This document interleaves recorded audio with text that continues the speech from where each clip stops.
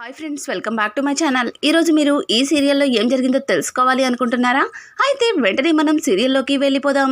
ఇక కావ్య తెచ్చిన భోజనాన్ని రాజ్ తింటూ కావ్య వైపు చూస్తాడు. ఇంకా కావ్యని చూసి, ఏంటి అలా చూస్తున్నావు? వీడికి ఎవరు ఎన్ని మాటలన్నా సరే సిగ్గు లేకుండా ఎలా తింటున్నాడో అన్నట్టుగా అలా చూస్తున్నావు అని అంటుంటే, అలా అనుకునేదాన్ని అయితే మీకు భోజనం తీసుకొచ్చేదాన్నే కాదు, ముందు భోంచేయండి అని చెప్పి ఇక కావ్య రాజ్ని భోజనం చేయమంటుంది. రాజ్ భోజనం తిన్న తర్వాత ఇంకా వచ్చి మంచం మీద పడుకోబోతుంటే, మీరు నాకు చెప్పవలసిన సమాధానాలు చాలా ఉన్నాయి అని అడగడంతో, చూడు నాకు నిద్ర వస్తుంది, గుడ్ నైట్ అని చెప్పి రాజ్ అయితే ఇక పడుకోవడానికి మంచం మీదకి ఎక్కేస్తాడు. ఇంకా కావ్య, ఏవండి ఇలా రోజు గుడ్ నైట్ అని చెప్పి తప్పించుకోవడం కాదు, ఈరోజు నేను అడిగిన దానికి సమాధానం చెప్తారా లేదా అని గట్టిగా మాట్లాడేసరికి ఒక్కసారిగా రాజ్, చెప్తుంటే అర్థం కావట్లేదా? నీకు నచ్చినట్టుగా ఉండమని విడాకుల పత్రాల మీద కూడా సంతకం పెట్టాను, కానీ నువ్వే నన్ను పదే పదే అదే ప్రశ్న అడిగి ఇబ్బంది పెడుతున్నావు అని అంటుంటే, అవును, ఆ ఒక్క ప్రశ్నకి సమాధానం చెప్తే ఇక ఎప్పుడు మిమ్మల్ని ఏమీ అడగను కదా అని అంటుంటే, ఆ ప్రశ్నకి నా దగ్గర జవాబు లేదు లేదు లేదు అని గట్టిగా అరుస్తాడు. అలా అరిచేసరికి ఒక్కసారిగా బాబు నిద్రలేస్తాడు. నిద్రలేచి బాబు గట్టిగా ఏడుస్తాడు. అలా ఏడవడంతో రాజ్కి ఏమీ అర్థం కాదు. ఇక అక్కడే ఉన్న పాల డబ్బాని ఆ బాబుకి తాగిస్తుంటే చేత్తో పాల సీసాని పక్కకి నెట్టేసి ఇంకా గట్టిగా ఏడుస్తాడు. ఏమైంది నాన్న, ఎందుకు అలా ఏడుస్తున్నావు? పాలు తాగు, పాలు తాగు అని చెప్పి రాజైతే ఇక ఆ బాబుకి ఎంతలాగా పాల డబ్బాని పడుతున్నా ఇక పాలు తాగకుండా గట్టి గట్టిగా ఏడుస్తాడు. రాజ్కి ఏమీ అర్థం కాదు.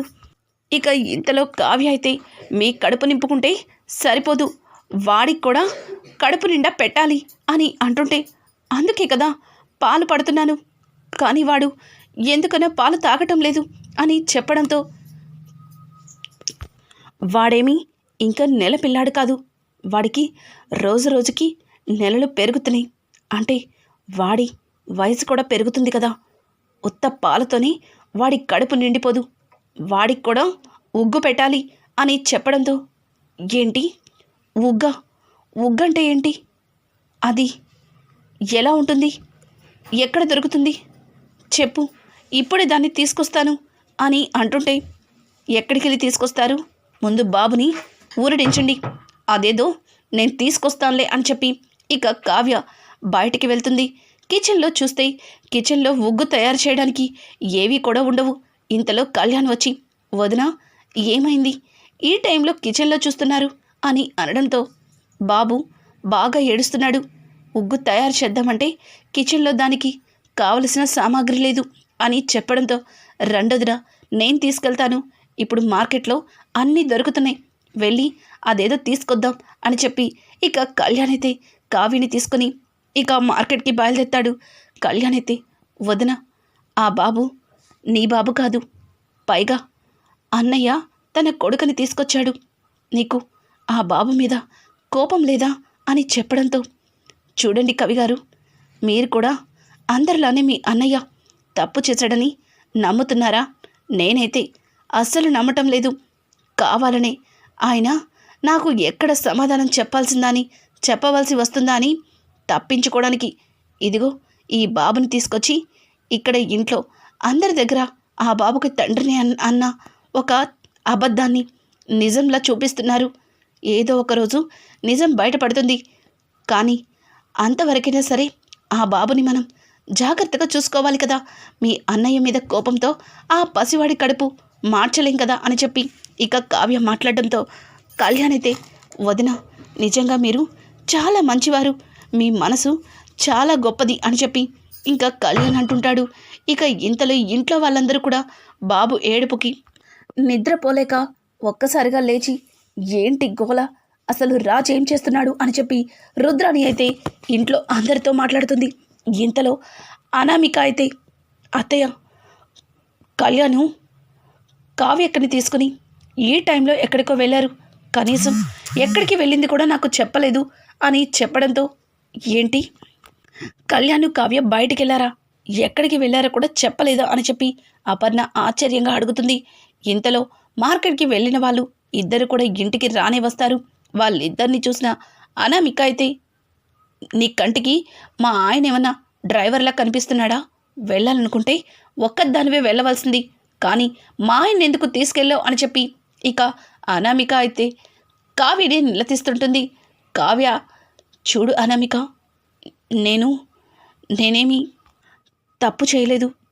కళ్యాణ్ నాకు కొడుకు లాంటివాడు. కన్న కొడుకుతో తల్లి వెళ్ళడానికి లేదా అని అంటుంటే ఇంతలో కళ్యాణ్, వదిన పచ్చ కామెర్ల వాళ్ళకి ఊరంతా పచ్చగానే కనిపిస్తుందన్నట్టు దీనికి ఏదైనా తప్పుగానే కనిపిస్తుంది. అయినా నువ్వు మా వదిన్ని నిలదీసే అంతటి దానివి కాదు. నోరు మూసుకొని పక్కకు వెళ్ళు అని చెప్పి ఇక కళ్యాణ్ అయితే అనామిక మీద అరుస్తాడు. సరే, నిలదీసే హక్కు తనకు లేదు, కానీ నాకుంది కదా. ఈ టైంలో ఎక్కడికి వెళ్ళారు? అయినా ఎవ్వరికీ చెప్పకుండా అంత హడావుడిగా వెళ్ళవలసిన అవసరమేముంది? ఇప్పటికే రాజ్ తీసుకొచ్చిన బిడ్డ వల్ల ఇంట్లో ఎవ్వరికీ కూడా నిద్ర లేదు. ఇప్పుడు మీరు మరో తలనొప్పి తీసుకొచ్చారా అని చెప్పి ఇక అపర్ణ అడుగుతుంటే ఇంతలో రుద్రాణి అయితే, అదేంటొదినా, వాళ్ళు ఎక్కడికి వెళ్ళారో ఇంకా అర్థం కావట్లేదా? రాజ్ తీసుకొచ్చాడే ఆ బిడ్డ కడుపు నింపడానికి, అదిగో బేబీ కేర్ నుంచి బేబీ ఫుడ్ని తీసుకొచ్చారు. అదిగో కళ్యాణ్ చేతిలో ఉన్న ప్యాకెట్ కనిపించలేదా అని అనడంతో వెంటనే కావ్య, అవును, ఆ బాబుకి ఉగ్గు పెట్టాలి, ఉగ్గు కోసమే వెళ్ళాము. బాబు ఆకలితో ఏడుస్తున్నాడు. మనమందరం కడుపు నిండా తిన్నాం, మరి బాబుకు కూడా కడుపు నింపాలి కదా అని చెప్పడంతో, అదేంటి, బాబుని తీసుకొచ్చిన తండ్రికి తెలీదా బాబు కడుపు నింపాలని? ఆ బాబేదో నీ కన్న కొడుకైనట్టు ఆ బాబు గురించి తెగ కేరింగ్ తీసుకుంటున్నావు అని చెప్పి ఇక ధాన్యలక్ష్మి, అనామిక, రుద్రాని తలా ఒక్క మాట కావ్యని అంటుంటారు. ఇక కావ్య అయితే, ఆపండి, ఏంటి గోల? అసలు మీరు మనుషులేనా? కాస్తైనా మీకు జాలి దయ లేదా? వాడు పసివాడు, వాణ్ణి బాధ పెట్టి ఏం సాధించాలనుకుంటున్నారు? ఆయన తప్పు చేసింది ఆయన, కానీ మీరు ఆయన్ని మానేసి ఆ పసివాడి మీద ఎందుకు ఇలా కోపాన్ని విరచెల్లుతున్నారు? దయచేసి నాకు కాస్త టైం ఇవ్వండి. ఆయన ఎందుకు ఆ బిడ్డని తీసుకొచ్చారో, ఆ బిడ్డ ఎవరు ఏంటి అన్నది అంతా తెలుసుకుంటాను. అంతవరకు నన్ను ఇలా ప్రశ్నలతో వేధించద్దు అని చెప్పి కావ్య అందరికీ చేతులెత్తి జోడిస్తుంది. ఇంకా అక్కడే ఉన్న ఇందిరాదేవి అయితే, అమ్మ కావ్య, నువ్వు తీసుకున్న ఆలోచన చాలా మంచిది. ఇక నువ్వు ఏదైతే అనుకుంటున్నావో అది నిరభ్యంతరంగా చేయొచ్చు. నీకు నేను సపోర్ట్గా ఉంటాను అని చెప్పి ఇక ఇందిరాదేవి అయితే కావ్యని సపోర్ట్ చేసి ఇంకా కావ్యని అక్కడి నుంచి పంపించేస్తుంది. కావ్య ఇక బాబు కోసం తను ఉగ్గుని రెడీ చేసి బాబు దగ్గరికి తీసుకెళ్తుంది. ఇక ఇక్కడ చూస్తే అపర్ణ, ఏంటత్తయ్య మీరు అసలు ఇంట్లో జరిగేదేది మీరు పట్టించుకోవట్లేదా? మీరు చూడటం లేదా? ఇలా మాట్లాడుతున్నారు. వాడేమో ఒక బిడ్డని తీసుకొచ్చి తండ్రిని అంటున్నాడు. ఈ అమ్మాయేమో ఆ బిడ్డకి లాలన పాలన చూసుకోవడం ఏంటి? ఇవన్నీ చేస్తుంటే వాడిక ఆ బిడ్డ గురించి, ఆ బిడ్డ తల్లి గురించి ఎప్పటికి మనకు చెప్తాడు చెప్పండి అని అనడంతో ఇక ఇందిరాదేవి అయితే, ఏం మాట్లాడుతున్నావు అపర్ణ? సరే, వాడొక బిడ్డని తీసుకొచ్చాడు, మరి ఆ బిడ్డకి తల్లి ఎవరో మీరు తెలుసుకోగలిగారా? కనీసం ఆ విషయం గురించి వాడిని నిలదీయగలిగారా? వాడి నోటి నుంచి సమాధానం చెప్పగలిగారా? చెప్పండి. కావ్య తన చాతశక్యంతో రాజ్ తీసుకువచ్చిన బిడ్డ గురించి తెలుసుకోవాలి అనుకుంటుంది. మరి తను చేస్తున్న ప్రయత్నానికి ఎందుకు అడ్డుపడుతున్నారు అని చెప్పి ఇందిరాదేవి అయితే ఇక వాళ్ళతో మాట్లాడి అక్కడి నుంచి వెళ్ళిపోతుంది. ఇక కావ్య తీసుకువెళ్ళిన ఉగ్గుని రాజ్ చేతికి ఇస్తుంది. రాజ్ ఆ ఉగ్గుని బాబుకి తినిపిస్తుంటాడు. కానీ బాబు ఆ ఉగ్గుని తినడం చేతకాక రాజ్ పెట్టేది వాడికి తినడానికి వీలు కుదరక చాలా ఇబ్బంది పడుతుంటాడు.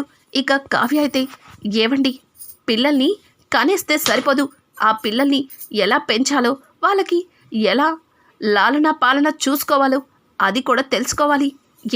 వాళ్ళమ్మ మీకు చెప్పలేదా అని చెప్పి కావ్య అయితే ఇక రాజ్ని అడుగుతుంది. రాజ్ ఏమీ మాట్లాడకుండా మరి ఎలా తినిపిస్తారు అని చెప్పి రాజ్ అడగడంతో ఇక కావ్య బాబుని తన ఒడిలో వేసుకుని ఆ ఉగ్గుని తనే స్వయంగా తినిపిస్తుంది. అది చూసిన రాజ్ చాలా ఆశ్చర్యపోతాడు. నిజంగా నీకు అన్నీ తెలుసు, పిల్లలు లేకపోయినా పిల్లల గురించి ఎంత చక్కగా అర్థం చేసుకున్నావో అని అనడంతో, అవును, అదొక్కటే తక్కువ. మీతో పెళ్ళైన తర్వాత పిల్లలు అనే ఆశ కూడా నాకు. ఇక మీరు తెచ్చిన బిడ్డనన్నా నా సొంత బిడ్డలాగా చూసుకోవాలి అని కనీసం ఒక మాటైనా చెప్పుండొచ్చు కదా అని చెప్పి కావ్య తన మనసులో రాజ్ వైపు చూస్తూ అనుకుంటుంది. ఇంకా రాజైతే ఏంటిది ఇలా చూస్తుంది, మళ్ళీ ఈ బిడ్డకి తల్లి ఎవరు అని అడుగుతుందా ఏంటి అని చెప్పి రాజ్ ఇక బాబుకి తినిపించడం అయిపోయిన తర్వాత తన భుజం మీద వేసుకుని అటు ఇటు తిరుగుతాడు. ఇక బాబు నిద్రలోకి జారుకుంటాడు. ఇక తిరిగింది చాలు, బాబు నిద్రపోయాడు అని కావ్య చెప్పడంతో ఆ బాబుని చిన్నగా బెడ్ పైన వేస్తాడు. తర్వాత తాను కూడా నిద్రపోతుంటాడు. ఇంకా కావ్య అసలు ఈ బిడ్డ ఎవరు, ఎందుకు ఈయన ఈ బిడ్డని తీసుకొచ్చి తన బిడ్డ అని చెప్పారు, అసలు ఈ బాబు గురించి ఎందుకు నా దగ్గర దాచిపెట్టారు, ఇదంతా కూడా ఎలా తెలుస్తుంది అని చెప్పి కావ్య ఇక ఆలోచించడం మొదలు పెడుతుంది. ఇంకా ఉదయాన్నే కావ్య హడావుడిగా ఇంట్లో పనంతా పూర్తి చేసి ఆఫీస్కి రెడీ అవుతుంది.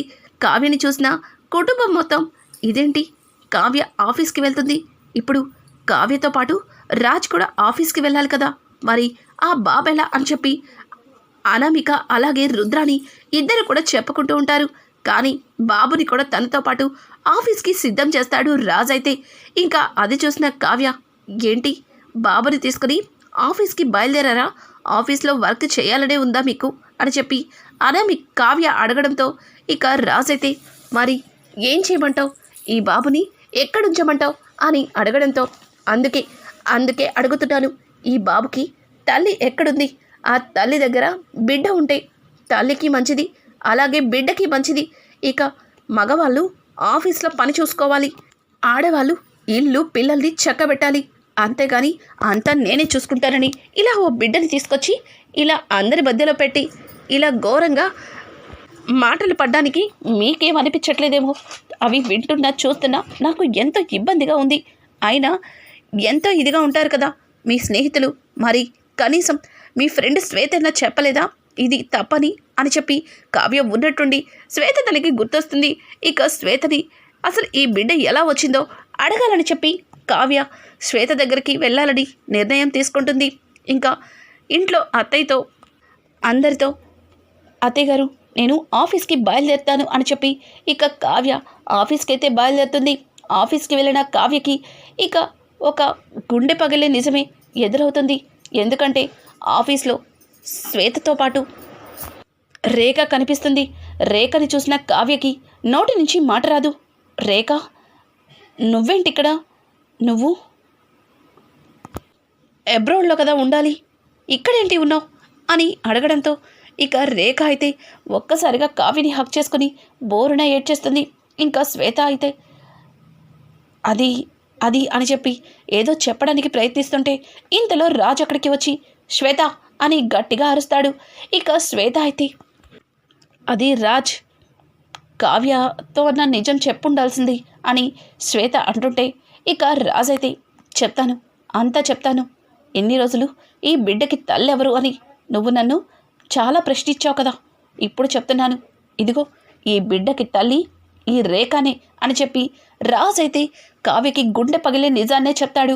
ఎందుకంటే రేఖ ఎవరో కాదు, కావ్యకి రాజ్కి మరదలు, రుద్రాని కూతుర్ని రాజ్ ప్రేమించి పెళ్లి చేసుకున్నాడా, లేకపోతే అసలు రేఖకి కొడుకు రుద్రానికి